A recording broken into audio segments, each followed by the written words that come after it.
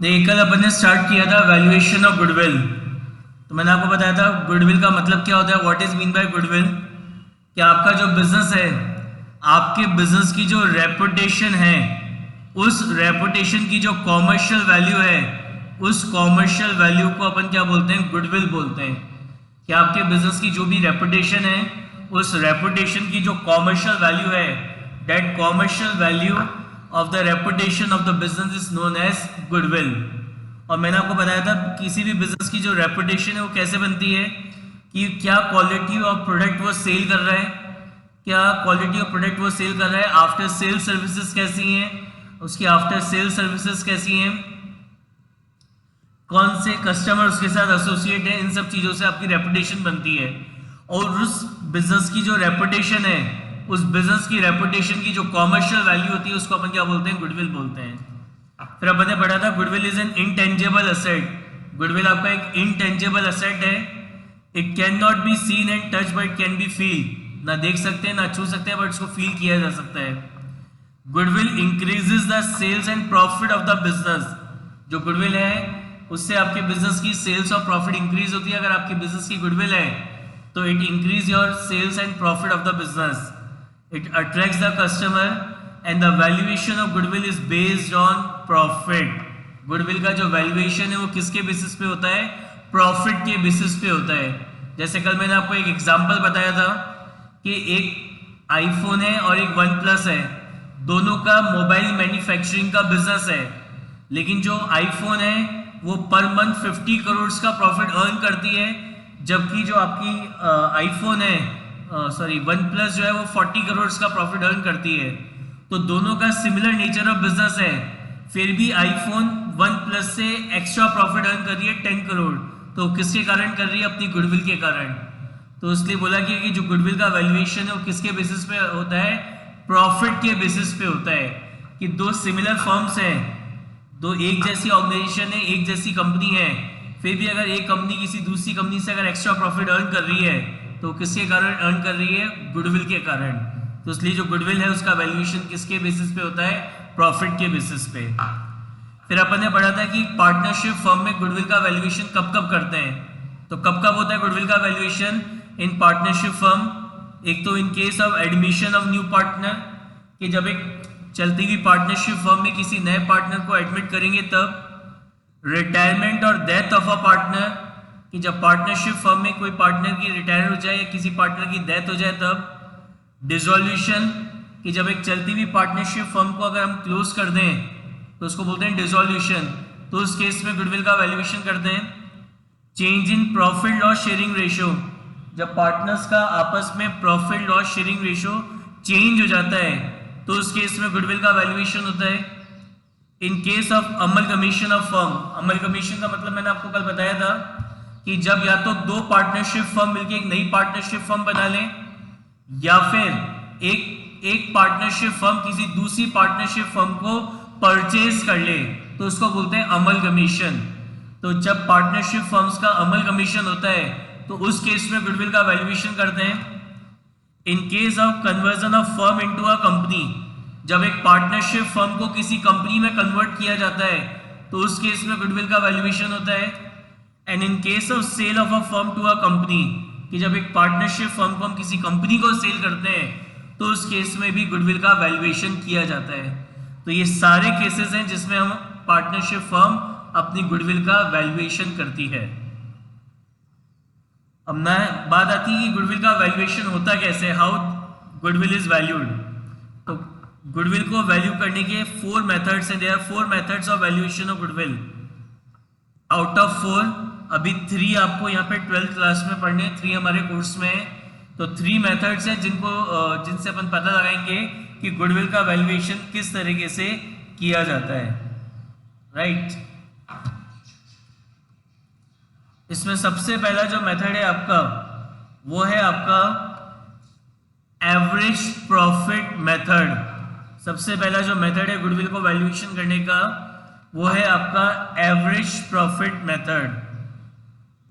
तो ये जो एवरेज प्रॉफिट मेथड है, इस एवरेज प्रॉफिट मेथड में गुडविल को वैल्यू करने के लिए सबसे पहले स्टेप 1 में अपन कैलकुलेट करते हैं एक्चुअल एवरेज प्रॉफिट, या इसका दूसरा नाम होता है फ्यूचर मेंटेनेबल प्रॉफिट। अब कल मैंने आपको बताया था what is mean by this future maintainable profit. Future maintainable profit का मतलब क्या होता है? What is mean by future maintainable profit? इसका मतलब ये होता है कि इन केस अगर हम अपना बिजनेस किसी को सेल करते हैं तो हमारे बिजनेस की वो जो रेपुटेशन है, हमारे बिजनेस की जो गुडविल है, हमारा बिजनेस का वो जो नेम है, उसके कारण सामने वाला जो पर्सन जिसको हम अपना बिजनेस सेल कर रहे हैं वो कितना प्रॉफिट अर्न करेगा, वो आपका क्या कहलाता है? Future maintainable profit. और सिंपल से अगर लैंग्वेज में बात करूं कि in near by future, future में हम कितना प्रॉफिट अर्न करेंगे, वो आपका क्या कहलाता है? Future maintainable profit. तो फ्यूचर मेंटेनेबल प्रॉफिट का मतलब ये है कि अपने बिजनेस में हम जो नॉर्मल एक्टिविटीज कर रहे हैं, हम जो नॉर्मल एक्टिविटीज कर रहे हैं, नॉर्मल एक्टिविटीज मतलब कि जैसे हमारी मेडिकल की शॉप है तो वहां पे मेडिकल की शॉप पे नॉर्मल एक्टिविटी क्या होगी? मेडिसिन को परचेस करना और मेडिसिन को सेल करना। तो ये नॉर्मल एक्टिविटी है मेडिकल शॉप पे। तो अपने बिजनेस में हम जो नॉर्मल एक्टिविटीज कर रहे हैं, तो नॉर्मल एक्टिविटीज को करने से हमें जो प्रॉफिट होता है, that profit is known as future maintainable profit. अब बात आती है how this future maintainable profit is calculate. ये जो फ्यूचर मेंटेनेबल प्रॉफिट है इसको अपन कैसे कैलकुलेट करते हैं? तो ये जो फ्यूचर मेंटेनेबल प्रॉफिट है इसको कैलकुलेट करने के लिए हमें हमारा जो क्वेश्चन होगा, क्वेश्चन में आपको लास्ट 3 इयर्स, 3 और 4 और 5 इयर्स के प्रॉफिट्स गिवन होंगे। क्वेश्चन के अंदर आपको लास्ट 3, 4 और 5 इयर्स के क्या गिवन होंगे? प्रॉफिट्स गिवन होंगे। तो अपन क्या करेंगे, वो जितने भी, जैसे सपोज करो क्वेश्चन में आपको लास्ट 5 इयर्स के प्रॉफिट्स गिवन है, तो उन 5 साल के प्रॉफिट का आप एवरेज निकालोगे। एवरेज कैसे निकालते हैं प्रॉफिट का? आपको लास्ट 5 इयर्स के प्रॉफिट गिवन है, उन लास्ट ईयर के 5 इयर्स के प्रॉफिट्स को आप ऐड करो और डिवाइड कर दो। कितने साल के प्रॉफिट है? 5 के, तो डिवाइड कर दो किससे? 5 से। तो आपके लास्ट 5 इयर्स के प्रॉफिट का एवरेज निकल के आ जाएगा और अपन मानेंगे कि ऑन एवरेज हम इतना प्रॉफिट फ्यूचर में अर्न करेंगे। अब एवरेज प्रॉफिट निकालते समय ये जिन भी प्रॉफिट्स का आप एवरेज कर रहे हो, लास्ट 3 इयर्स और 4 ईयर और 5 ईयर, जिन भी सालों के प्रॉफिट्स का आप एवरेज कर रहे हो, वो प्रॉफिट आपके बिजनेस के नॉर्मल प्रॉफिट होने चाहिए। वो जो प्रॉफिट जिनका आप एवरेज कर रहे हो वो आपके बिजनेस के कौन से प्रॉफिट होने चाहिए? एक तो नॉर्मल प्रॉफिट होना चाहिए, प्लस वो प्रॉफिट एकदम करेक्ट होने चाहिए। नॉर्मल और करेक्ट प्रॉफिट वो होने चाहिए। यानी जो भी प्रॉफिट क्वेश्चन के अंदर आपको लास्ट 3 या 4 या 5 इयर्स के प्रॉफिट गिवन है, तो वो जो लास्ट 3 या 4 इयर्स के जो प्रॉफिट्स गिवन है, वो प्रॉफिट आपके बिजनेस का एक तो नॉर्मल प्रॉफिट होना चाहिए। नॉर्मल प्रॉफिट का मतलब कि अब एक नॉर्मल एक्टिविटीज करके, ऑर्डिनरी एक्टिविटीज करके हम जो प्रॉफिट अर्न कर रहे हैं बिजनेस में, वो आपका क्या कहलाता है? नॉर्मल प्रॉफिट कहलाता है। नॉर्मल प्रॉफिट का मतलब सिंपल सा है कि जो हम बिजनेस में रूटीन लाइफ में हम जो एक्टिविटीज कर रहे हैं, उन एक्टिविटीज को करने से जो हमें प्रॉफिट होता है वो हमारा नॉर्मल प्रॉफिट होता है, कहलाता है। और वी कैन से एक ऐसा नेट प्रॉफिट जो हमने बिजनेस की नॉर्मल एक्टिविटीज को करके अर्न किया है, वो आपके बिजनेस का नॉर्मल प्रॉफिट कहलाएगा। ठीक है ना? समझ में आ गई बात?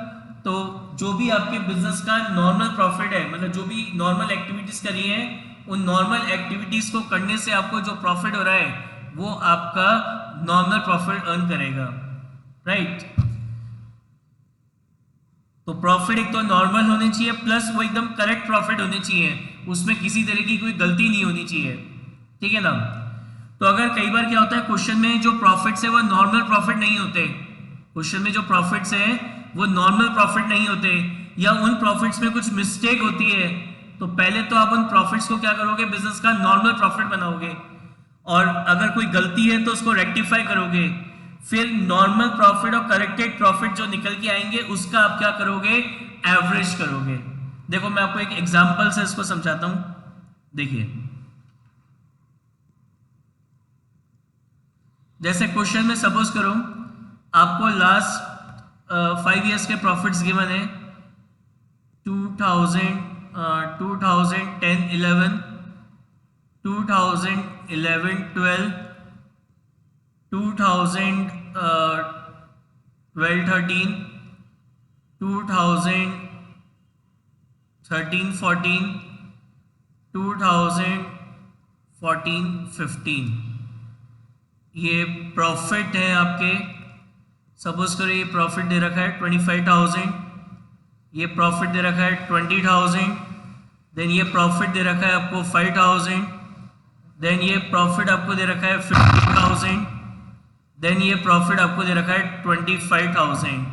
तो आपको ये लास्ट 5 ईयर्स के प्रॉफिट्स गिवन है, आपको ये लास्ट 5 ईयर्स के क्या गिवन है, प्रॉफिट्स गिवन है, ये लास्ट 5 ईयर्स के प्रॉफिट्स दे रखे हैं। तो मैंने आपको बताया ये जो प्रॉफिट्स आपको दे रखे हैं, ये तो आपके बिजनेस के नॉर्मल प्रॉफिट होने चाहिए, एज वेल एज ये जो प्रॉफिट्स है वो एकदम करेक्टेड प्रॉफिट होने चाहिए। तो इसमें से अपन को इन प्रॉफिट्स को नॉर्मल प्रॉफिट बनाने के लिए या करेक्टेड प्रॉफिट बनाने के लिए अपन को कुछ एडजस्टमेंट्स करने होते हैं। क्या है वो एडजस्टमेंट? देखिए, सबसे पहला एडजस्टमेंट सुनिएगा ध्यान से। अगर किसी साल का प्रॉफिट, किसी भी ईयर का प्रॉफिट किसी एबनॉर्मल लॉस के कारण अगर रिड्यूस हो रखा है, क्या बोला मैंने? अगर किसी भी ईयर का प्रॉफिट किसी एबनॉर्मल लॉस के कारण अगर रिड्यूस हो रखा है, तो उस एबनॉर्मल लॉस को उस कंसर्न ईयर के प्रॉफिट में हम दोबारा क्या करेंगे? ऐड बैक कर देंगे। क्यों ऐड बैक करेंगे? क्योंकि मैंने आपको क्या बताया कि आपको वो जो एवरेज लेना है, वो कौन से प्रॉफिट का एवरेज लेना है? अपने बिजनेस के नॉर्मल प्रॉफिट्स का एवरेज लेना है। तो अगर आपके प्रॉफिट में कुछ भी एबनॉर्मल लॉस हो रखा है, तो उस एबनॉर्मल लॉस को दोबारा आप क्या करोगे? ऐड कर दोगे, ताकि आपके बिजनेस का नॉर्मल प्रॉफिट निकल जाए। जैसे एग्जांपल लेते हैं, आप यहां देख रहे हो कि ऑन एवरेज 25,000 का प्रॉफिट हो रहा है, लेकिन इन द ईयर 2013 प्रॉफिट केवल 12-13, इन द ईयर 12-13 प्रॉफिट केवल 5,000 रुपीज का ही हुआ। ऐसा क्यों हुआ?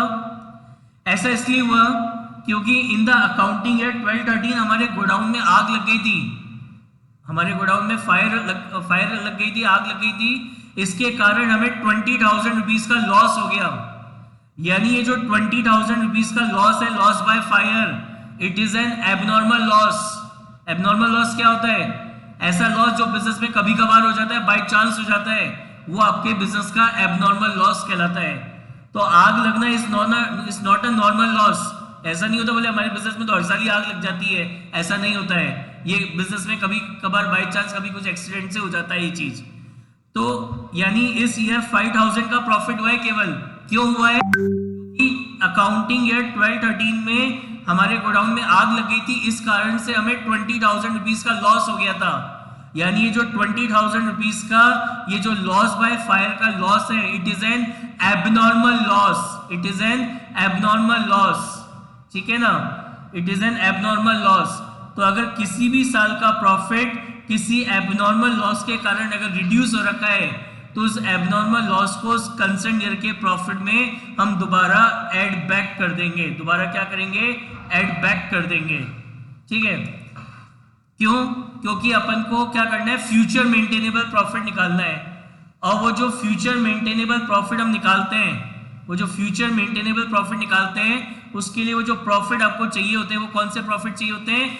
नॉर्मल प्रॉफिट चाहिए होते हैं बिजनेस के।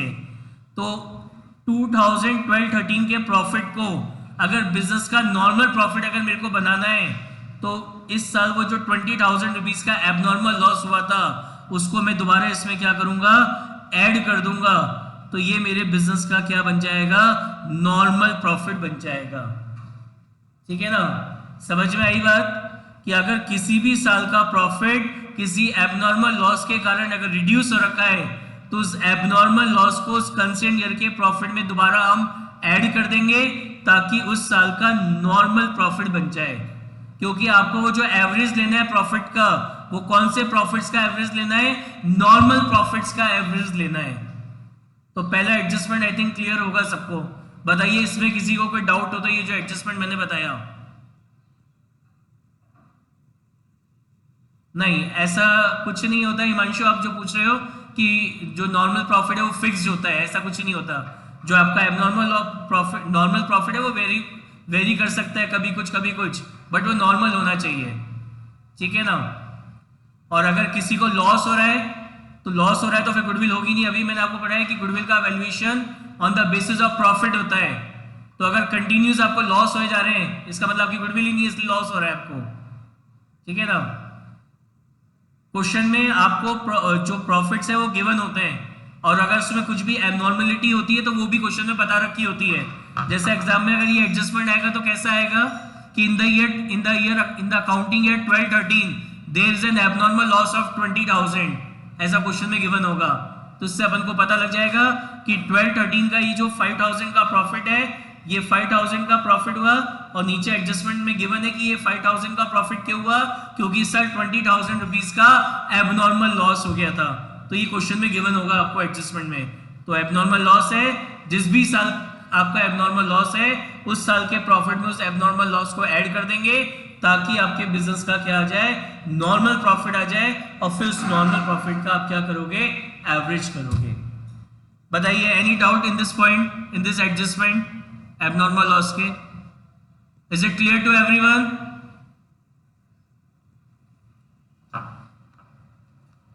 Now next is second adjustment है आपका एबनॉर्मल गेन, कि अगर किसी भी साल का प्रॉफिट, किसी भी ईयर का प्रॉफिट किसी भी एबनॉर्मल गेन के कारण अगर इंक्रीज हो रखा है, किसी भी ईयर का profit due to abnormal gain अगर वो इंक्रीज हो रखा है, तो जिस भी साल के प्रॉफिट में अगर कोई एबनॉर्मल गेन के कारण वो प्रॉफिट अगर बढ़ा हुआ है, तो एबनॉर्मल गेन को क्या करेंगे, उस कंसर्न ईयर के प्रॉफिट में से माइनस कर देंगे। क्यों माइनस कर देंगे? क्योंकि मेरे को क्या निकालना है, मोटिव ध्यान रखना, मेरे को क्या चाहिए, मेरे को फ्यूचर मेंटेनेबल प्रॉफिट चाहिए। और फ्यूचर मेंटेनेबल प्रॉफिट का मतलब क्या है कि नॉर्मल बिजनेस करके हम फ्यूचर में क्या अर्न करेंगे, वो आपके बिजनेस का क्या कहलाएगा, फ्यूचर मेंटेनेबल प्रॉफिट कहलाएगा। तो इसके लिए वो जो आपको प्रॉफिट जिनका आप एवरेज कर रहे हो, वो आपके बिजनेस के नॉर्मल प्रॉफिट होने चाहिए। तो अगर किसी साल का प्रॉफिट किसी एबनॉर्मल गेन के कारण अगर इंक्रीज हो रखा है, अभी बात आती है what is mean by abnormal gain. ये एबनॉर्मल गेन का मतलब क्या होता है? एबनॉर्मल गेन का मतलब ये होता है कि ऐसे प्रॉफिट जो बिजनेस की day to day routine life में नहीं होते, बाय चांस कभी कभार हो जाते हैं, तो वो आपके बिजनेस के एबनॉर्मल गेन कहलाते हैं। जैसे फॉर एग्जांपल मेरे पास कुछ इन्वेस्टमेंट्स थे, मेरे पास क्या थे, कुछ इन्वेस्टमेंट थे, उन इन्वेस्टमेंट की मार्केट वैल्यू एकदम से बढ़ गई और मैंने फिर उनको सेल कर दिया, तो उससे वो जो प्रॉफिट अर्न होगा, उससे वो जो प्रॉफिट हम कमाएंगे, वो हमारा क्या हो गया, एबनॉर्मल गेन हो गया। तो अगर किसी भी साल का प्रॉफिट किसी एबनॉर्मल गेन के कारण अगर इंक्रीज हो रहा है, समझ में आया आपको? जो मैंने एग्जांपल बताया कि मेरे पास कुछ सरप्लस फंड थे, मैंने उसको किसी कंपनी के शेयर्स में इन्वेस्टमेंट कर रखा था, उन शेयर्स की वैल्यू एकदम से इंक्रीज हो गई, तो मैंने उनको सेल कर दिया।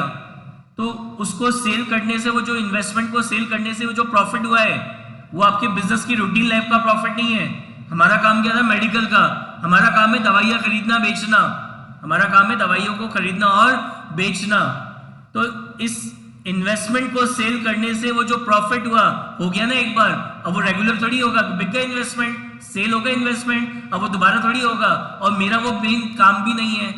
तो अगर किसी भी साल का प्रॉफिट किसी एबनॉर्मल गेन के कारण अगर इंक्रीज हो रखा है, तो उस एबनॉर्मल गेन को उस कंसर्न ईयर के प्रॉफिट में, जिस भी साल में वो एबनॉर्मल गेन एडेड है, उस साल के प्रॉफिट में से उस एबनॉर्मल गेन को माइनस कर देंगे। क्यों माइनस कर देंगे? वाई? क्योंकि मेरे को क्या चाहिए, ध्यान रखो, मेरे को क्या चाहिए, मेरे को मेरे बिजनेस के नॉर्मल प्रॉफिट चाहिए, कि भाई मैं नॉर्मल बिजनेस करके क्या कमाऊंगा, क्या प्रॉफिट अर्न करूंगा, मेरे को वो चाहिए। तो अगर किसी भी साल का प्रॉफिट किसी एबनॉर्मल गेन के कारण अगर इंक्रीज हो रखा है, तो उस एबनॉर्मल गेन को उस कंसर्न ईयर के प्रॉफिट में से माइनस कर देंगे। जैसे आप इस क्वेश्चन में देख रहे हो, जो मैंने एग्जांपल लिया, इन द अकाउंटिंग ईयर 13-14 एकदम से प्रॉफिट 50,000 रुपीज का हो गया। क्यों हो गया 50,000 रुपीज का? क्योंकि वही जो एग्जांपल मैंने लिया कि मेरे पास कुछ इन्वेस्टमेंट थे, उन इन्वेस्टमेंट की मार्केट वैल्यू 13-14 में अचानक से बढ़ गई, बहुत ज्यादा बढ़ गई, तो मैंने उस इन्वेस्टमेंट को सेल करा और उस इन्वेस्टमेंट को सेल करने से मेरे को 25,000 का प्रॉफिट हो गया। तो मेरा काय का काम था, अपन एग्जांपल क्या ले रहे हैं, हमारा बिजनेस क्या है, हमारा तो मेडिकल का बिजनेस है, हमारा काम है दवाइयां खरीदना बेचना, ये हमारा नॉर्मल बिजनेस है। तो उस इन्वेस्टमेंट को बेचने से अगर सपोज करो 25,000 रुपीज का अगर आपको प्रॉफिट हो रहा है तो it is your abnormal gain, it is your abnormal gain. और अभी मैंने आपको बताया अगर किसी साल का प्रॉफिट किसी एबनॉर्मल गेन के कारण इंक्रीज हो रखा है तो उस एबनॉर्मल गेन को उस कंसर्न ईयर के प्रॉफिट में से क्या करेंगे, माइनस कर देंगे, ताकि उस साल का प्रॉफिट आपके बिजनेस का नॉर्मल प्रॉफिट बन जाए। क्योंकि आपको गुडविल निकालने के लिए क्या चाहिए, future maintainable profit. Future maintainable profit कैसे निकलेगा, पिछले 3 या 4 या 5 इयर्स के नॉर्मल प्रॉफिट्स को एवरेज करके। तो इसलिए आपको प्रॉफिट को क्या बनाना है, नॉर्मल प्रॉफिट बनाना है। तो अगर किसी भी साल के प्रॉफिट में किसी तरीके का कोई भी अगर एबनॉर्मल गेन अगर इंक्लूडेड है तो उस एबनॉर्मल गेन को उस कंसर्न ईयर के प्रॉफिट में से हम माइनस कर देंगे। बताइए, सेकेंड एडजस्टमेंट समझ में आ गया? कोई डाउट किसी को? Any doubt in this adjustment of abnormal gain? अगर किसी भी साल का प्रॉफिट अगर इंक्रीज है due to any abnormal gain, then that abnormal gain is deducted from that concerned year profit. Reason समझ में आ गया वाई क्यों डिडक्ट कर रहे हैं?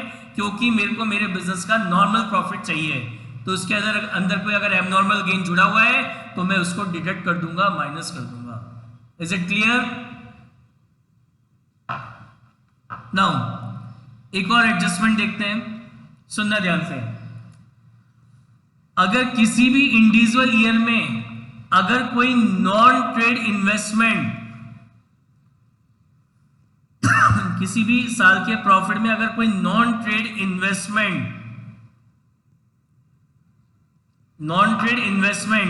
या फिर केवल इन्वेस्टमेंट वर्ड हो, अगर किसी भी इंडिविजुअल ईयर में कोई नॉन ट्रेड इन्वेस्टमेंट या इन्वेस्टमेंट की इनकम अगर एडेड है, किसी भी साल के प्रॉफिट में कोई नॉन ट्रेड इन्वेस्टमेंट या केवल इन्वेस्टमेंट वर्ड दे रखा है तो उस इन्वेस्टमेंट को भी अपन नॉन ट्रेड इन्वेस्टमेंट मानेंगे। तो अगर किसी भी साल के प्रॉफिट में अगर कोई नॉन ट्रेड इन्वेस्टमेंट की इनकम अगर इंक्लूडेड है तो इस नॉन ट्रेड इन्वेस्टमेंट की इनकम को भी उस जिस भी साल के प्रॉफिट में इंक्लूड है उस साल के प्रॉफिट में से माइनस कर देंगे। जैसे सपोज करो इन द अकाउंटिंग ईयर 14-15 एक 5,000 रुपीज की अकाउंटिंग ईयर 14-15 में 5,000 रुपीज की इनकम इंक्लूड है एक नॉन ट्रेड इन्वेस्टमेंट की, एक नॉन ट्रेड इन्वेस्टमेंट की 5,000 रुपीज की इनकम इंक्लूडेड है। तो जिस भी साल के प्रॉफिट में ये नॉन ट्रेड इन्वेस्टमेंट की इनकम इंक्लूड है उस साल के प्रॉफिट में से उस नॉन ट्रेड इन्वेस्टमेंट की इनकम को माइनस कर देंगे। मतलब क्या होता है, what is mean by non trade investment? Non trade investment का मतलब होता है कि आपके बिजनेस में अगर कोई सरप्लस पैसा है तो उसको अगर आप बिजनेस के बाहर के इन्वेस्ट कर रहे हो, जैसे आपने उसकी एफडी करा दी, आपने किसी दूसरी कंपनी के शेयर्स परचेज कर लिए, तो ये आपका क्या कहलाता है, नॉन ट्रेड इन्वेस्टमेंट कहलाता है। तो इस एफडी से इस शेयर्स पे आपको इनकम क्या होगी, डिविडेंड मिलेगा। तो ये जो इन्वेस्टमेंट आपने करा है, जो एफडी करी या जो शेयर्स में आपने इन्वेस्टमेंट करा है, इससे आपको वो जो इनकम हो रही है that income is known as income from non trade investment. तो किसी भी साल के प्रॉफिट में अगर किसी नॉन ट्रेड इन्वेस्टमेंट की इनकम अगर इंक्लूडेड है तो उस नॉन ट्रेड इन्वेस्टमेंट की इनकम को उस कंसर्न ईयर के प्रॉफिट में से हम माइनस कर देंगे। क्यों माइनस कर रहे हैं? Same logic. क्या निकालना है? Future maintainable profit. Future maintainable profit का मतलब क्या है कि नॉर्मल बिजनेस करके फ्यूचर में क्या अर्न करेंगे वो बिजनेस का फ्यूचर मेंटेनेबल प्रॉफिट कहलाएगा। कैसे निकालेंगे फ्यूचर मेंटेनेबल प्रॉफिट? लास्ट 3, 4 और 5 इयर्स के नॉर्मल प्रॉफिट का एवरेज करके, नॉर्मल प्रॉफिट का एवरेज करके। तो आपको क्वेश्चन में अगर जो प्रॉफिट चाहिए वो बिजनेस के नॉर्मल प्रॉफिट चाहिए, तो ये जो नॉन ट्रेड इन्वेस्टमेंट है ये हमारे बिजनेस के नॉर्मल इनकम में इंक्लूड नहीं होता। जैसे अपन एग्जांपल क्या ले रहे हैं कि हमारी मेडिकल की शॉप है, तो मेडिकल की शॉप के लिए नॉर्मल प्रॉफिट क्या है, दवाइयां परचेज करी, दवाई को सेल करा, इससे जो प्रॉफिट कमाया वो नॉर्मल प्रॉफिट है। तो इसके सिवा जो भी प्रॉफिट है उसको हमको कंसीडर नहीं करना while calculating the future maintainable profit. तो अगर किसी भी इंडिविजुअल ईयर के इनकम में अगर कोई नॉन ट्रेड इन्वेस्टमेंट की इनकम अगर इंक्लूडेड है तो that income from non trade investment is deducted from that individual year profit. बताइए ये क्लियर है क्या आपको? Any doubt in this third adjustment?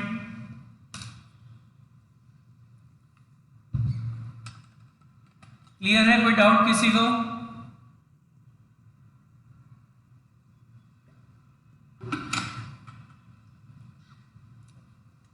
Okay, now next adjustment देखते हैं। अब सपोज करो ये जो प्रॉफिट्स अपन ने, ये जो प्रॉफिट्स हैं लास्ट 4 या 5 इयर्स के जो भी प्रॉफिट्स हमें क्वेश्चन में गिवन है उसमें कुछ गलती है, कुछ मिस्टेक है, एरर है, वो प्रॉफिट सही नहीं है, करेक्ट प्रॉफिट्स नहीं है, उसमें कोई गलती है। तो उन मिस्टेक्स को कैसे रेक्टिफाई करेंगे? क्या गलती हो सकती है? सबसे पहली गलती कि अगर आपने अपने बिजनेस के कैपिटल एक्सपेंडिचर को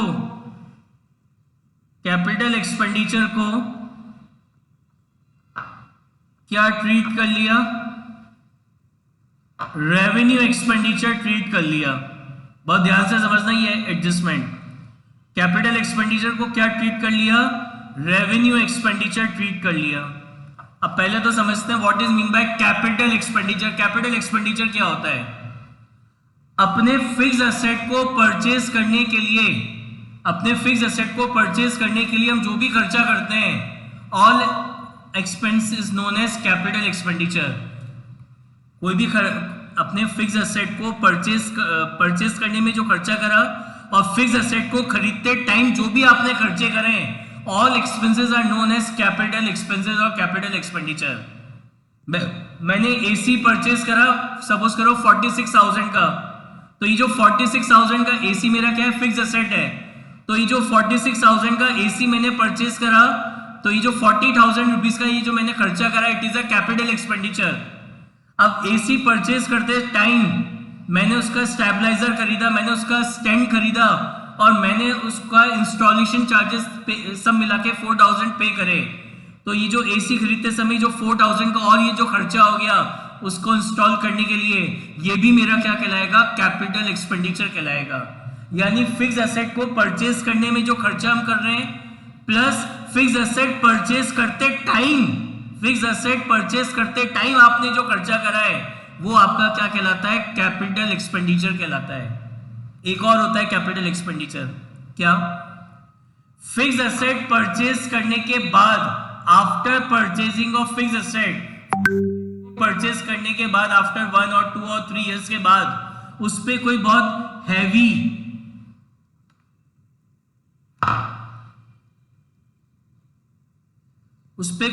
बहुत हैवी या लार्ज अमाउंट का अगर आप एक्सपेंडिचर कर देते हो जिससे उसकी कोई कैपेसिटी इंक्रीज हो रही है, जिससे आपके बिजनेस का रेवेन्यू इंक्रीज हो रहा है, जिससे उसकी प्रोडक्टिविटी इंक्रीज हो रही है, तो कोई बहुत हैवी है लार्ज एक्सपेंडिचर अगर कर रहे हो फिक्स एसेट परचेज करने के बाद, तो उसको भी हम कैपिटल एक्सपेंडिचर बोलते हैं। तो कैपिटल एक्सपेंडिचर क्या हो गया? वो क्लियर है क्या सबको? कि अपने फिक्स एसेट परचेज करते टाइम जो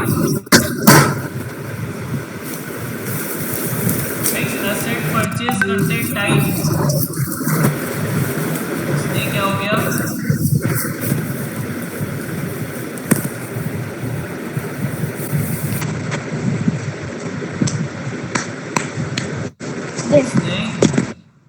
ले लिया।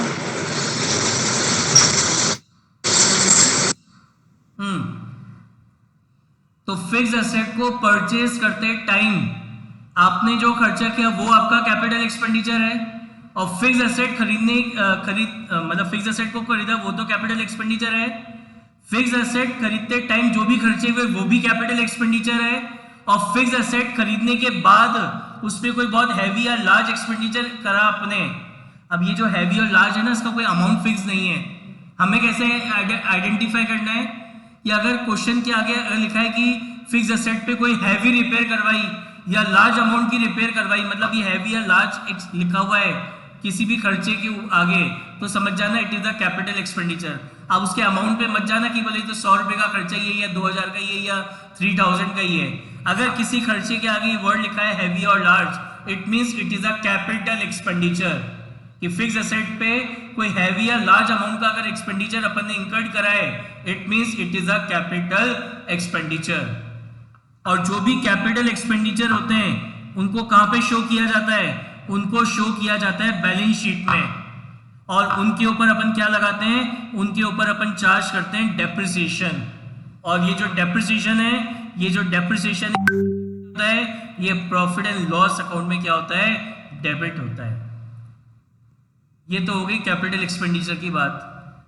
अब बात करते हैं रेवेन्यू एक्सपेंडिचर। रेवेन्यू एक्सपेंडिचर क्या होते हैं? अपने बिजनेस की day to day routine life को चलाने के लिए, के लिए हम जो एक्सपेंसेस इंकर्ड करते हैं वो हमारे क्या कहलाते हैं? रेवेन्यू एक्सपेंडिचर्स कहलाते हैं। जैसे हर महीने हम अपना रेंट पे कर रहे हैं, सैलरी पे कर रहे हैं, इलेक्ट्रिसिटी की बिल पे कर रहे हैं, बिजनेस में नॉर्मल रिपेयर करवा रहे हैं, नॉर्मल रिपेयरिंग का काम हो रहा है हमारी बिजनेस में, हम कैरिज पे कर रहे हैं, फ्रेट पे कर रहे हैं, तो ये सब हमारे बिजनेस के रेवेन्यू एक्सपेंडिचर हैं। और जितने भी रेवेन्यू एक्सपेंडिचर्स होते हैं, all revenue expenditures are debited in either in trading account or in profit and loss account। तो जितने भी आपके रेवेन्यू एक्सपेंडिचर्स होंगे, या तो अगर वो डायरेक्ट है तो वो ट्रेडिंग अकाउंट में डेबिट होते हैं, और रेवेन्यू एक्सपेंडिचर अगर इनडायरेक्ट है तो it is debited in profit and loss account. तो बताओ, पहले तो ये समझ में आ गया क्या? ये क्लियर है सबको कि व्हाट इज कैपिटल एक्सपेंडिचर और what is revenue expenditure? Is it clear?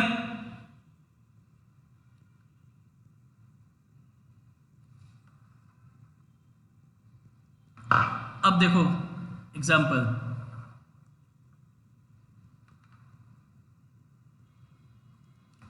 जैसे सपोज करो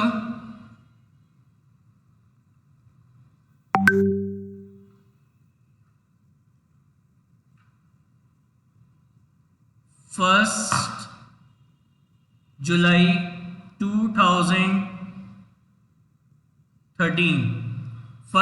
2013 को अपन ने एक मशीनरी परचेज करी 1 लाख रुपीस की, और हम अपने फिक्स एसेट्स पे डेप्रिसिएशन लगाते हैं बाय WDV मेथड। कितना? 10% पर एनम। हम अपने फिक्स एसेट्स पे डेप्रिसिएशन लगाते हैं बाय WDV मेथड। कितना? 10% पर एनम। तो 1 जुलाई 2013 को अपन ने मशीन परचेज करी, तो यानी 1 जुलाई 2013 को क्या जर्नल एंट्री पास होनी थी? मशीनरी हमारी फिक्स एसेट होती है, यानी इस फिक्स एसेट को खरीदने में जो 1 लाख का हमने खर्चा करा है, it is our capital expenditure. ये हमारा कौन सा खर्चा है? कैपिटल एक्सपेंडिचर है। तो इस मशीन को परचेज करने की एंट्री क्या होनी चाहिए थी? Machinery account debit to bank account. Machinery account debit to bank account. कितना? 1 लाख। फिर अपन क्या करते? 31 मार्च 2014 को इसके ऊपर क्या लगाते? डेप्रिसिएशन लगाते। तो एंट्री क्या होती है? Depreciation account debit to machinery. कितना डेप्रिसिएशन लगता? 1 लाख है। 1 लाख का 10%, और 1 जुलाई से 31 मार्च कितने होते हैं? 9 मंथ्स होते हैं, तो इंटू 9/12, तो 10,000 है।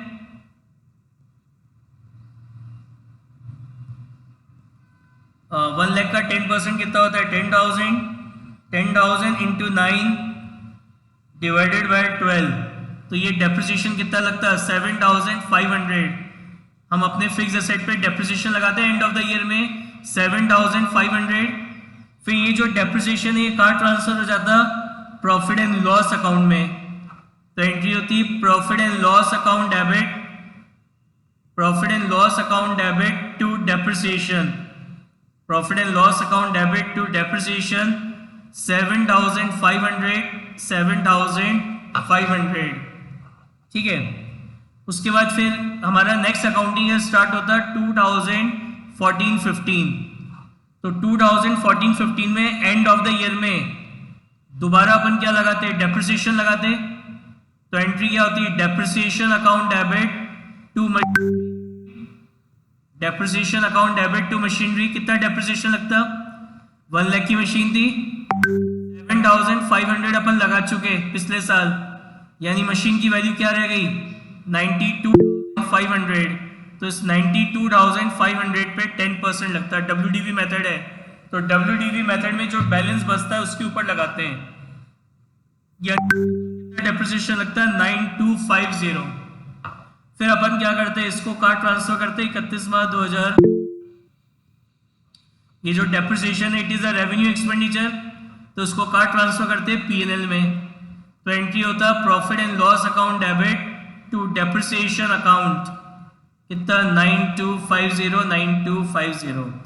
तो ऐसा होना चाहिए था, ये होना चाहिए था, बड़ी कुछ भी नहीं किया अपन ने, ऐसा कुछ भी नहीं किया। क्या करा? इस कैपिटल एक्सपेंडिचर को अपन ने ट्रीट कर लिया रेवेन्यू एक्सपेंडिचर, मतलब इस मशीनरी अकाउंट को डेबिट करने के बजाय मशीनरी अकाउंट को डेबिट करने के बजाय मैंने डेबिट कर दिया किसको? सैलरी अकाउंट को। Instead of debiting machinery account, मैंने by mistake salary account debit कर दिया। मैंने एंट्री पास कर दी salary account debit to bank account, कितना? 1 लाख। तो मैं अपने एम्प्लॉयज को जो सैलरी पे करता हूं वो मेरा कौन सा एक्सपेंडिचर होता है? रेवेन्यू एक्सपेंडिचर होता है। यानी बिजनेस में हुआ तो क्या था? कैपिटल एक्सपेंडिचर, लेकिन मैंने उसको ट्रीट क्या कर लिया? रेवेन्यू एक्सपेंडिचर ट्रीट कर लिया। तो क्या हुआ होगा? ये सैलरी मेरा रेवेन्यू एक्सपेंस है, और मैंने अभी बताया जितने भी रेवेन्यू एक्सपेंस होते हैं वो सब एंड ऑफ द ईयर में कहाँ डेबिट होते हैं? प्रॉफिट एंड लॉस अकाउंट में। तो 31 मार्च 2014 को जब मैंने 31 मार्च 2014 को ये जो सैलरी है वो कहाँ डेबिट हुई होगी? P&L में। एंट्री पास करी होगी profit and loss account debit to salary, profit and loss account debit to salary, कितना? 1 लाख। यानी 31 मार्च 2014 को जब मैंने अपना P&L बनाया होगा तो इस प्रॉफिट एंड लॉस अकाउंट में डेबिट करी होगी सैलरी टू सैलरी, कितना? 1 लाख। तो ये सही था और ये गलत कर दिया अपन ने। समझ में आ गई क्या गलती क्या हुई? कि बिजनेस में कैपिटल एक्सपेंडिचर हुआ था उसको क्या ट्रीट कर लिया? रेवेन्यू एक्सपेंडिचर ट्रीट कर लिया। मैंने मशीनरी परचेज करी थी 1 लाख रुपीस की, तो instead of debiting machinery account मैंने सैलरी अकाउंट को डेबिट कर दिया। ये मुझसे गलती हो गई। यानी मैंने अपने कैपिटल एक्सपेंडिचर को क्या ट्रीट कर लिया? रेवेन्यू एक्सपेंडिचर ट्रीट कर लिया। अब इसको सही करना है। ये गलती समझ में आ गई क्या आपको? क्या हो गई? क्या गलती हुई है? क्या मिस्टेक हुई है? It is clear? ये क्लियर है सबको? इसमें कोई डाउट हो यहां तक तो बताइए। यहां तक किसी को कोई डाउट हो तो बताइए। अब मैं इसको रेक्टिफाई करना बता रहा हूं, इस गलती को रेक्टिफाई कैसे करेंगे। तो सबसे पहले गलती सुधारने का काम स्टार्ट करते हैं। ये कब खरीदी थी मशीन? 1 जुलाई 2013 को, ठीक है ना? अगर क्वेश्चन में कुछ भी मेथड गिवन नहीं होगा then you will adopt WDV method. अगर आपको क्वेश्चन में बता नहीं रखा डेप्रिसिएशन का, वैसे तो बता रखा होगा, और इनकेस अगर बाई चांस नहीं गिवन हो तो आप WDV मेथड मान के करेंगे। अब इसको अपन रेक्टिफाई करते हैं। तो सबसे पहले गलती हुई है कब? अकाउंटिंग है 13-14 में, तो उसको रेक्टिफाई करते हैं, सही करते हैं। तो ये जो P&L है, ये जो प्रॉफिट एंड लॉस अकाउंट है, अकाउंटिंग है 13-14 का P&L है। तो अकाउंटिंग है 13-14 के P&L में अपन ने गलती से 1 लाख रुपीस की सैलरी डेबिट कर दी थी। तो ये सैलरी यहाँ पे डेबिट नहीं होनी चाहिए थी, तो हटा दो इसको। तो जैसे ये सैलरी हटाऊंगा तो मैं अगर अपने प्रॉफिट एंड लॉस अकाउंट में से अगर अपने एक्सपेंस को हटा रहा हूं तो इससे मेरा प्रॉफिट इंक्रीज होगा या डिक्रीज हो जाएगा? ये खर्चा मैंने 1 लाख रुपीस का सैलरी का एक्सपेंस अपने प्रॉफिट एंड लॉस अकाउंट में डेबिट कर रखा है, गलती से डेबिट कर दिया, तो मेरे को अब यहाँ पे डेबिट नहीं करना, मैं इसको हटा रहा हूँ, मैं उसको सुधार रहा हूँ, गलती को रेक्टिफाई कर रहा हूँ। तो उसके लिए मैंने ये सैलरी यहाँ से हटा दी। तो अब मेरे को बताओ सैलरी हटाएंगे तो प्रॉफिट इंक्रीज होगा या डिक्रीज होगा? यस, प्रॉफिट क्या होगा आपका? इंक्रीज हो जाएगा। तो अकाउंटिंग या 13-14 का जो प्रॉफिट है वो इंक्रीज हो जाएगा, कितने से? बाय ₹1 लाख। अब इसको क्या मानना है? हमारा असेट मानना है। तो असेट को कहां शो करते हैं? बैलेंस शीट में। तो बैलेंस शीट में अपन मशीनरी शो करेंगे कितने की? 1 लाख की। बैलेंस शीट में शो करना है, ये सैलरी यहाँ नहीं आएगी, कहाँ पे दिखाना है इसको, बैलेंस शीट में दिखाना है। तो बैलेंस शीट में शो करी मशीनरी 1 लाख की, तो अब इसके ऊपर क्या लगेगा, डेप्रिसिएशन लगेगा। तो अकाउंटिंग ईयर 13-14 का डेप्रिसिएशन कितना था, ये अभी अपन ने निकाला है, कितना 7,500। तो डेप्रिसिएशन आपका क्या है, रेवेन्यू एक्सपेंस है, तो उसको आप अपने पीएनएल में डेबिट करेंगे। तो खर्चा अगर प्रॉफिट एंड लॉस अकाउंट में, एक्सपेंस अगर मैं प्रॉफिट एंड लॉस अकाउंट में डेबिट करूंगा तो प्रॉफिट इंक्रीज होगा या डिक्रीज हो जाएगा। अगर किसी खर्चे को मैं प्रॉफिट एंड लॉस अकाउंट में डेबिट करता हूं तो प्रॉफिट इंक्रीज होगा या डिक्रीज होगा, यस, आपका जो प्रॉफिट है वो क्या होगा, डिक्रीज हो जाएगा। तो ये जैसे ये डेप्रिसिएशन पीएनएल में डेबिट होगा 13-14 के, तो आपका ये जो 13-14 का जो प्रॉफिट है ये रिड्यूस हो जाएगा कितने से, 7,500 से। अब डेप्रिसिएशन तो नेक्स्ट अकाउंटिंग ईयर में भी लगेगा, नेक्स्ट अकाउंटिंग ईयर में कौन सा, 14-15। तो अगले, जब इसको असेट नहीं माना तो अगले साल भी डेप्रिसिएशन चार्ज नहीं करा होगा, तो मैं अगले साल भी डेप्रिसिएशन चार्ज करूंगा। तो डेप्रिसिएशन नेक्स्ट ईयर में कितना लगा था, 9,250। तो नेक्स्ट ईयर के पीएनएल में ये डेप्रिसिएशन डेबिट करूंगा कितने का, 9,250 का। तो इससे क्या होगा, मेरे नेक्स्ट ईयर का जो प्रॉफिट है वो भी रिड्यूस हो जाएगा कितने से, 9,250 से।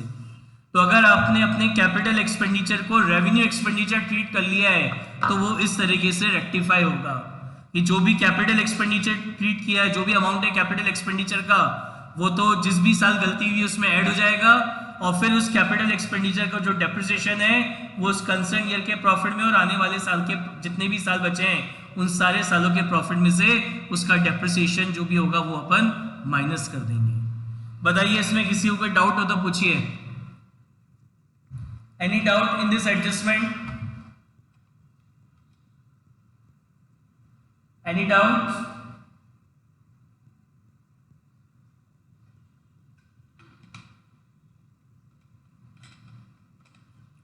किसी को कोई भी डाउट हो तो अनम्यूट करके पूछ सकता है।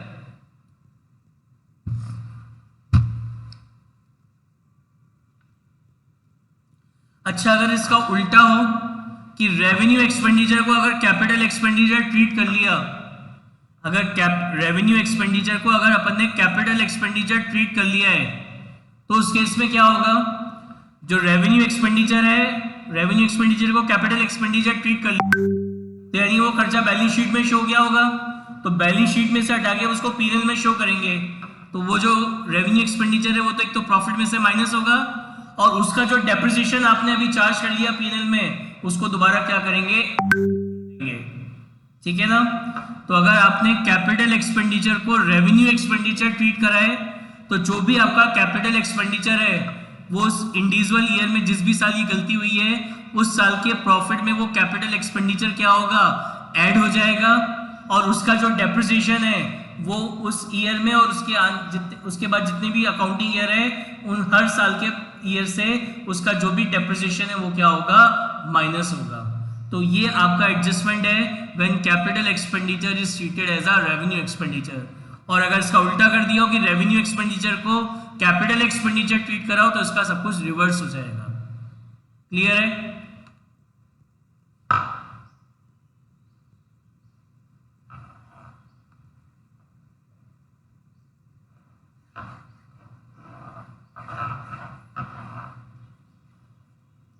एक और एडजस्टमेंट होता है, वो है adjustment regarding your closing stock.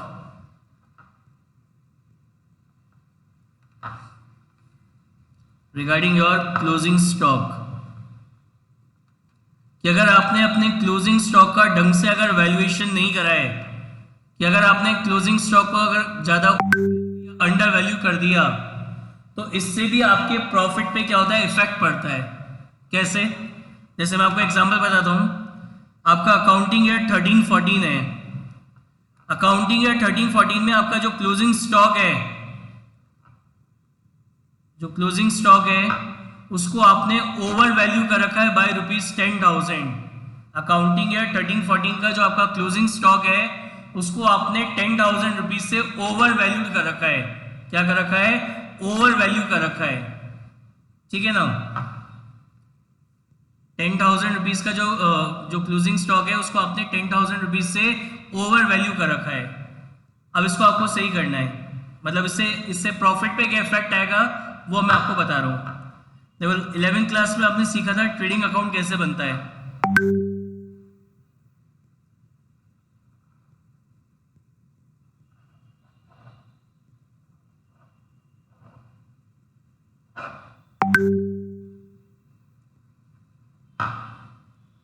जैसे ये आपका ट्रेडिंग अकाउंट है, अकाउंटिंग ईयर 2013 और 14 का, ये डेबिट ये क्रेडिट। कैसे बनता है ट्रेडिंग अकाउंट? सबसे पहले यहाँ पे ओपनिंग स्टॉक आता है, फिर यहाँ पे आपकी परचेज आती है, फिर जितने भी आपके डायरेक्ट एक्सपेंसेस हैं उनको आप यहाँ पे डेबिट करते हो, ठीक है ना। फिर क्रेडिट साइड में आपकी सेल्स आती है, और फिर यहाँ पे आपका क्या आता है, क्लोजिंग स्टॉक आता है।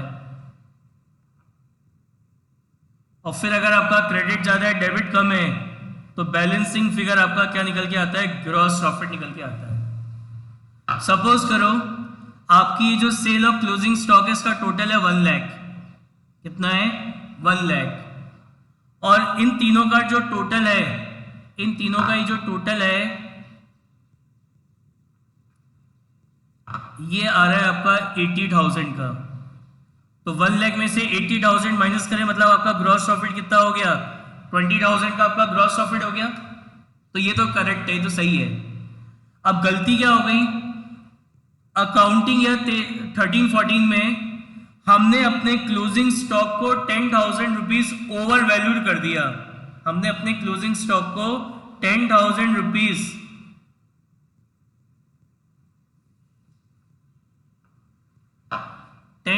रुपीज का से उसको क्या करा, ओवर वैल्यू कर दिया। या 1 लाख का, ये अब 1 लाख से बढ़कर कितना हो जाएगा, 1,10,000 हो जाएगा। तो 1,10,000 में से अपन 80,000 माइनस करेंगे। 1 लाख में से अगर अपन ने 80,000 माइनस करे तो ये कितना आ गया, ये आ गया आपका 30,000। यानी आपने क्या देखा कि अगर आप अपने क्लोजिंग स्टॉक को ओवर वैल्यू कर रहे हो तो आपका जो करेक्ट प्रॉफिट था वो 20,000 का था, लेकिन क्लोजिंग स्टॉक को ओवर वैल्यू करने से वो 20 से 30 हो गया।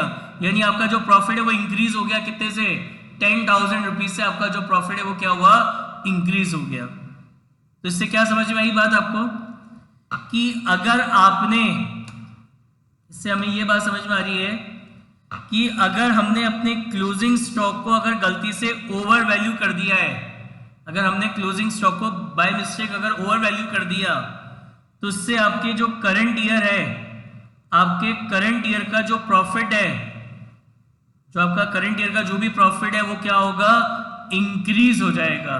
जितने भी रुपए से क्लोजिंग स्टॉक को ओवर वैल्यू करा है उतने रुपए से आपका करंट ईयर का प्रॉफिट क्या होगा, बाय मिस्टेक इंक्रीज हो जाएगा।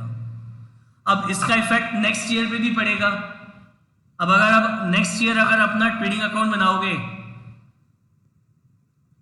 जैसे ये ट्रेडिंग अकाउंट है अकाउंटिंग ईयर 14-15 का, कैसे बनता है, वही यहाँ क्या लिखते हैं, ओपनिंग स्टॉक, यहाँ क्या आता है, परचेज, यहाँ पे क्या आते हैं, डायरेक्ट एक्सपेंस, और यहाँ पे क्या आता है आपका ग्रॉस प्रॉफिट। फिर यहाँ क्रेडिट साइड में अपन लिखते हैं सेल्स, और यहाँ पे क्या आता है आपका क्लोजिंग स्टॉक। अब बैलेंसिंग फिगर निकल के आता है ग्रॉस प्रॉफिट। जैसे सपोज करो इसका टोटल आ रहा है आपका 1 लाख और इसका टोटल आ रहा है सपोज करो 70,000, तो 1 लाख में से 70 का कितना बचा, 30,000 हो गया। तो ये तो आपका सही है, करेक्ट है। अब गलती हो गई कि पिछले साल का जो क्लोजिंग स्टॉक है वो 10,000 रुपए ओवर वैल्यू हो गया, तो पिछले साल का ये जो क्लोजिंग स्टॉक है वो इस साल के लिए, नेक्स्ट ईयर के लिए ओपनिंग स्टॉक हो जाएगा। लास्ट ईयर का अकाउंटिंग ईयर 13-14 का ये जो क्लोजिंग स्टॉक है वो अकाउंटिंग ईयर 14-15 के लिए क्या बन जाएगा, ओपनिंग स्टॉक बन जाएगा। क्या बन जाएगा, ओपनिंग स्टॉक। तो यानी नेक्स्ट अकाउंटिंग ईयर 14-15 का जो ओपनिंग स्टॉक है वो 10,000 से इंक्रीज हो गया। मतलब ये जो टोटल अभी तीनों का टोटल 70 है, ये बाय मिस्टेक कितना हो गया, 80,000 रुपीज का हो गया। तो यानी अब 1 लाख में से अगर आप 80,000 माइनस करोगे तो ये कितना रह जाएगा, 20,000। यानी इसके कारण आपका जो अगले साल का जो प्रॉफिट है वो कम हो गया, कितने से, 10,000 से। तो अगर आप अपने क्लोजिंग स्टॉक को ओवर वैल्यू कर रहे हैं तो करंट ईयर का प्रॉफिट तो इंक्रीज हो रहा है, और जो आपका नेक्स्ट ईयर है, आपका जो नेक्स्ट ईयर है, नेक्स्ट ईयर का जो प्रॉफिट है वो क्या हो गया, रिड्यूस हो गया। नेक्स्ट ईयर का प्रॉफिट क्या हुआ, रिड्यूस हो गया। तो इसको रेक्टिफाई करने के लिए क्या करेंगे, जो करंट ईयर का प्रॉफिट इंक्रीज हो गया उसको तो माइनस कर देंगे, और जो नेक्स्ट ईयर का प्रॉफिट डिक्रीज हो गया उसको ऐड कर देंगे। जैसे 13-14 का जो प्रॉफिट है वो कितने से बढ़ गया, 10,000 से, तो उसको तो 10,000 से गलती से बढ़ गया, तो यहाँ पे उसको माइनस कर देंगे।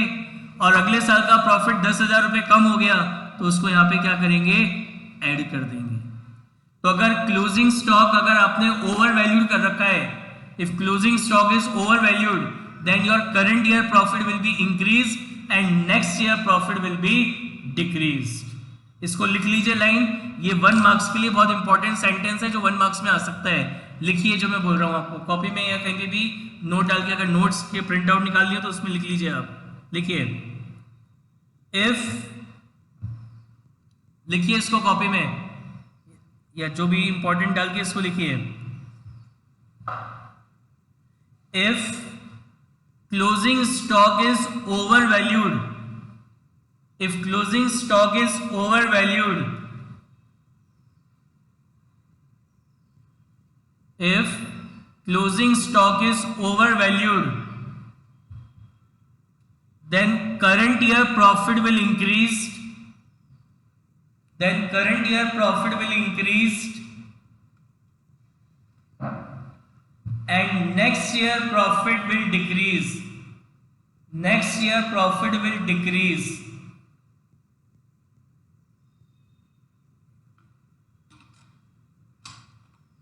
If closing stock is overvalued, then current year profit will increase and next year profit will decrease। बताइए इस एडजस्ट एंड वाइस वर्सा, इसका उल्टा कि अगर क्लोजिंग स्टॉक को अंडर वैल्यू कर दिया तो करंट ईयर का प्रॉफिट तो डिक्रीज हो जाएगा और नेक्स्ट ईयर का प्रॉफिट इंक्रीज हो जाएगा। बताइए इस एडजस्टमेंट में किसी को कोई Any doubt in this adjustment?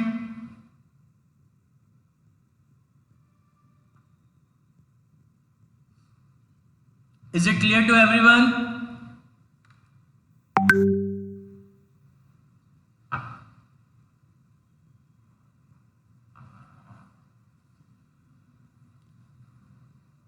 तो ये कुछ इंपॉर्टेंट एडजस्टमेंट्स थे, और भी कुछ एडजस्टमेंट है वो अभी आगे क्वेश्चन आएंगे तो मैं क्लियर कर दूंगा। बाकी जो इंपॉर्टेंट एडजस्टमेंट्स थे वो ये थे।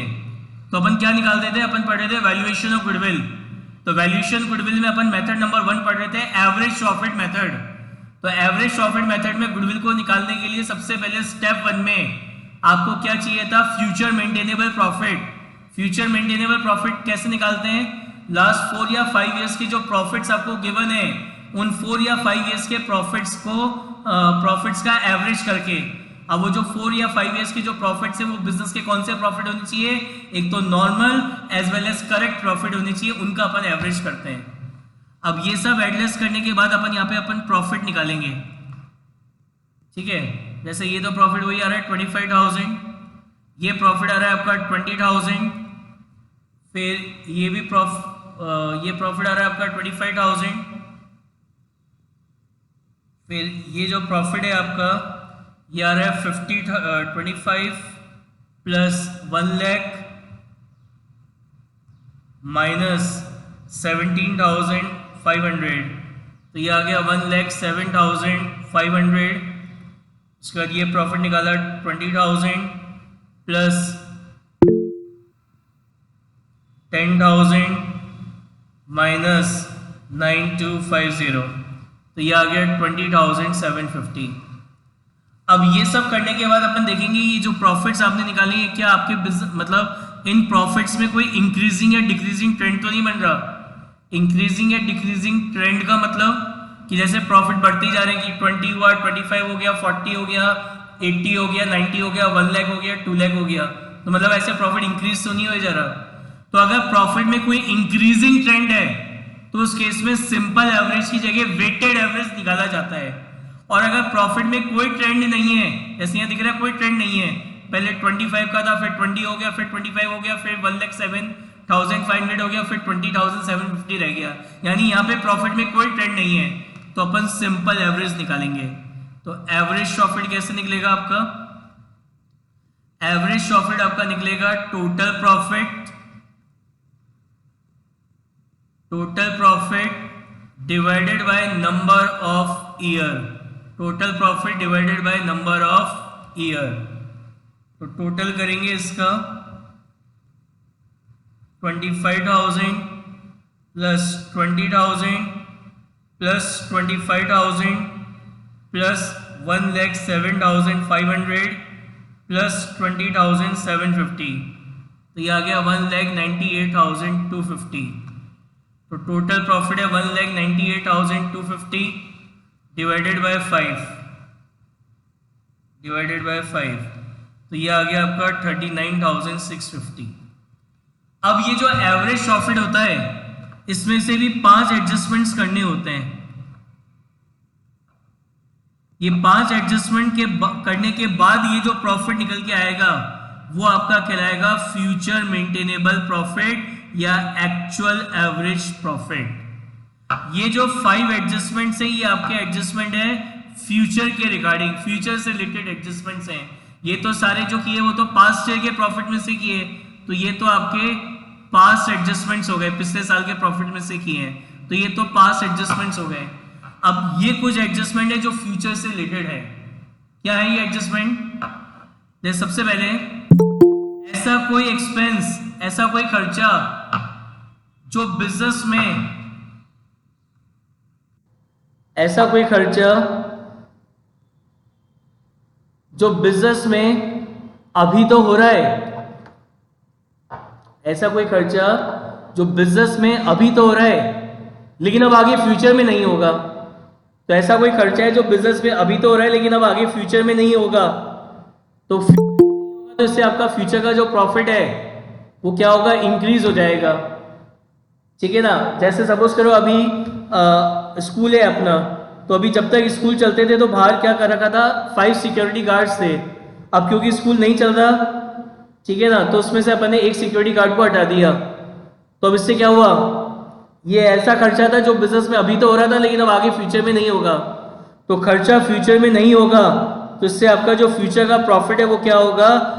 इंक्रीज हो जाएगा। तो ऐसा कोई खर्चा जो बिजनेस में एट प्रेजेंट तो हो रहा है लेकिन अब आगे फ्यूचर में नहीं होगा, तो खर्चा फ्यूचर में नहीं होगा तो इससे आपके जो फ्यूचर का प्रॉफिट है वो क्या होगा? इंक्रीज हो जाएगा। सपोज करो ऐसा कोई खर्चा है 5,000 का जो बिजनेस में अभी तो नहीं हो रहा था लेकिन अब अभी तो हो रहा था लेकिन अब आगे फ्यूचर में नहीं होगा, तो खर्चा फ्यूचर में नहीं होगा तो इससे फ्यूचर का प्रॉफिट इंक्रीज होगा।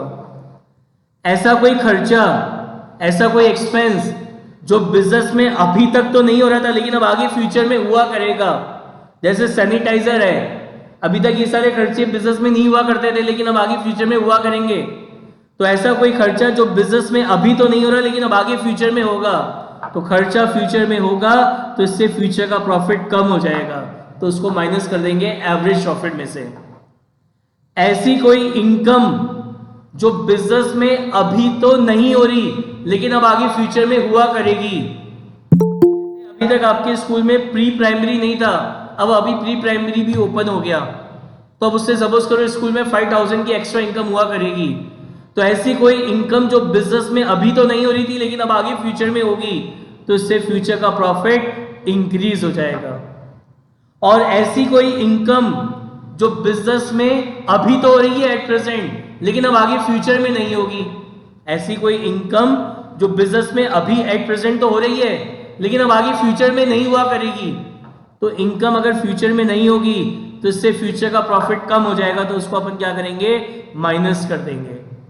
और 5वां है कि आप अपने ओनर्स को जो भी फेयर रेम्यूनरेशन पे कर रहे हो, जो भी आपके ओनर्स हैं उनको जो भी फेयर रेम्यूनरेशन में सैलरी हो गया, कमीशन हो गया, बोनस हो गया, मतलब आप अपने जो भी आपके ओनर्स हैं, पार्टनर्स हैं, उनको जो भी फेयर रेम्यूनरेशन आप पे कर रहे हैं उस फेयर रेम्यूनरेशन को भी अपन इसमें से क्या करेंगे? एवरेज प्रॉफिट में से माइनस कर देंगे। तो अब ये एडलेस करके कितना आ रहा है? 39,000 आ रहा है। तो ये जो 39,000 आया निकल के, ये आपके बिजनेस का क्या कहलाएगा? फ्यूचर मेंटेनेबल प्रॉफिट या एक्चुअल एवरेज प्रॉफिट। तो एवरेज प्रॉफिट मेथड में गुडविल को निकालने के लिए इस तरीके से अपन सबसे पहले फ्यूचर मेंटेनेबल प्रॉफिट या एक्चुअल एवरेज प्रॉफिट क्या करते हैं। ठीक है, देख लीजिए एक बार फटाफट इसमें से।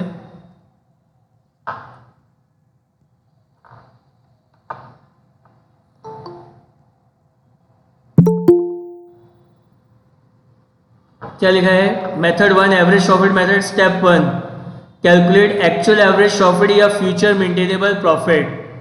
कैसे निकालेंगे? Average profit total profit divide by number of years. अब लिखा है while calculating the actual average profit the following adjustments will be made. अब ये एडजस्टमेंट्स आपको करने पड़ेंगे while calculating the actual average profit. क्या है ये एडजस्टमेंट?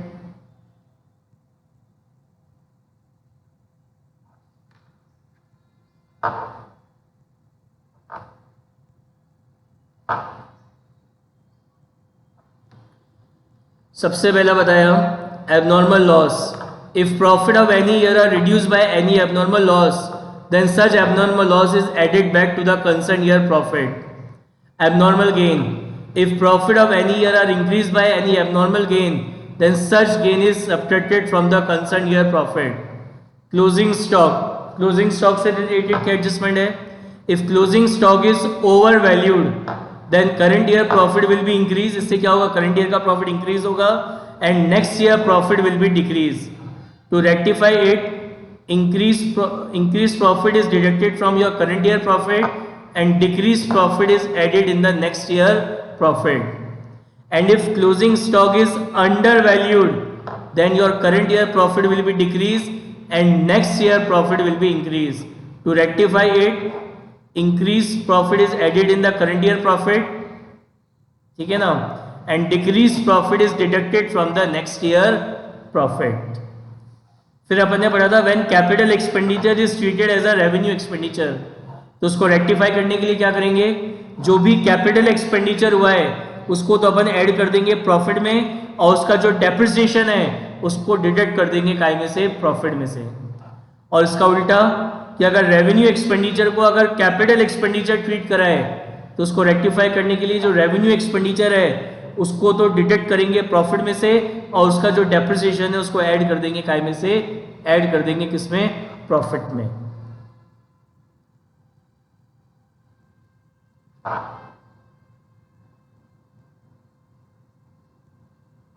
इसी तरीके से अपन ने पढ़ा, ये भी एडजस्टमेंट मैंने समझाया नहीं है। If capital receipt is treated as revenue receipt, तो जो कैपिटल रिसिप्ट होगी उसको डिडक्ट कर देंगे प्रॉफिट में से और उसका जो डेप्रिसिएशन है वो ऐड हो जाएगा कहाँ पे? प्रॉफिट में। फिर है income from non trade investment, ये भी मैंने पढ़ाया नहीं, ये भी क्वेश्चन आएगा तब मैं आपको क्लियर करूंगा इस पॉइंट को। फिर लिखा है income from non trade investment, तो लिखा है such income should be subtracted from the given year profit. Future adjustment है, तो ये जो भी फ्यूचर के एडजस्टमेंट है it is done in average profit. इसको काय में से करेंगे? एवरेज प्रॉफिट या वेटेड एवरेज प्रॉफिट में से ये एडजस्टमेंट्स करेंगे। ये 5 एडजस्टमेंट जो फ्यूचर से रिलेटेड है, 5 नहीं 6 हो गए। क्या है? Chances of new expenses in future, तो उसको क्या लिखेंगे? Such expense should be subtracted from the average profit. Chances of any expense not to be incurred in future, such expense is added in the average profit. Chances of a new income in future, such income is added in the average profit. Chances of an income not to be earned in future, such income should be subtracted from the average profit. And fair remuneration of the owner, it should be deducted from the average profit. और question में अगर tax rate given है तो सारे profit कैसे लेने? After tax. और अभी मैंने आपको बताया अगर प्रॉफिट में कोई इंक्रीजिंग ट्रेंड है तो in case of simple average weighted average profit निकालते हैं। और ये वेटेड एवरेज प्रॉफिट कैसे निकलता है? Summation W into profit divide by W। और W का मतलब यहाँ पे होता है किससे? वेट से। W का मतलब किससे होता है? वेट से। तो सबसे पहले स्टेप 1 में आपने क्या करा? ये फ्यूचर मेंटेनेबल प्रॉफिट निकाला। अब स्टेप 2 में अपन निकालेंगे गुडविल। गुडविल कैसे निकलेगी? एक्चुअल एवरेज प्रॉफिट या फ्यूचर मेंटेनेबल प्रॉफिट, ये जो निकाला है स्टेप नंबर 1 में, इसको अपन मल्टीप्लाई कर देंगे किससे, जो भी नंबर ऑफ ईयर परचेज है उससे। नंबर ऑफ ईयर परचेज का मतलब होता है कि जो बिजनेस आप कर रहे हो ये आने वाले कितने साल तक ये चलेगा, वो आपके कहलाते हैं नंबर ऑफ ईयर परचेज। ये जो प्रॉफिट आप अर्न कर रहे हो ये फ्यूचर में सामने वाला जिसको आप अपने बिजनेस को सेल कर रहे हो वो आपके नाम से कितने साल तक ये फ्यूचर में ये प्रॉफिट अर्न करेगा, तो वो आपका क्या कहलाएगा, नंबर ऑफ ईयर परचेज। तो ये जो नंबर ऑफ ईयर परचेज है it is given in the question. तो जब आप अपने फ्यूचर मेंटेनेबल प्रॉफिट को इस नंबर ऑफ ईयर परचेज से मल्टीप्लाई करते हैं तो इससे आपकी गुडविल आ जाती है। क्या निकल के आ जाती है, गुडविल। इस तरीके से एवरेज प्रॉफिट मेथड में से अपन गुडविल को कैलकुलेट करते हैं।